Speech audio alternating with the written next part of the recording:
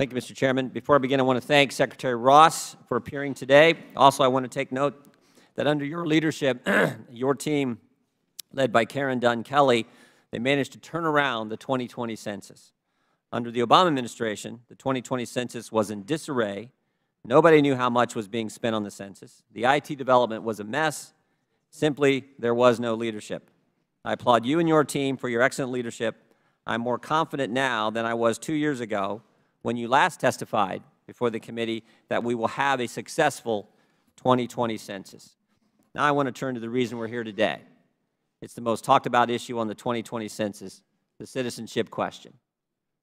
I mean, for the life of me, I do not know why the Democrats don't want to know how many citizens are in the United States of America. But for some reason, they are focused on this question. Maybe it's politics. It seems clear to me we are having this hearing today for that reason. The majority insists on politicizing the 2020 census. Before we get too far into this sideshow, I want to, on the record, what the citizenship question actually asks. It says this: is this person a citizen of the United States? The answers you can choose from are the following. Yes, born in the United States. Yes, born in Puerto Rico, Guam, the U.S. Virgin Islands. Yes, born abroad, of a U.S. citizen parents or parents. Yes, a U.S. citizen by naturalization. Or no, not a U.S. citizen. That's it. The question doesn't even ask the next logical question. If you're not a citizen, are you in this country legally? While I strongly support asking if a person is in this country legally, I'm satisfied the public policy goal of enforcing the Voting Rights Act can be accomplished with just the citizenship question. I'd like to remind my colleagues the citizenship question is not new. It has appeared on previous decennial census questionnaires and is asked on the American Community Survey every single year. The majority apparently does not object to the American Community Survey asking a citizenship question, so I'd understand the majority's objection to the question now. It is the exact same question on both forms. My colleagues complain the question hasn't been tested because it was added at the last minute. This argument is simply false. The question has already gone through rigorous testing over more than a dozen years as it has appeared on the American Community Survey. In fact, the American Community Survey required more rigorous testing for this question than the question would have received in 2018 census test. The American Community Survey is sent to 3 million households annually, while the 2018 census test in Providence, Rhode Island was only tested on 600,000 people one time. If you're doing the math, in the past 10 years, the citizenship question has already been answered by 30 million households. But wait, there's more. In an effort to address some of my colleagues' objections, the Census Bureau agreed to conduct a 2019 census test specifically on the citizenship question. So it's just not true that this question is untested. We all know one of the biggest threats to the census is lack of trust in government. Today, people don't trust government and don't want to voluntarily provide private information.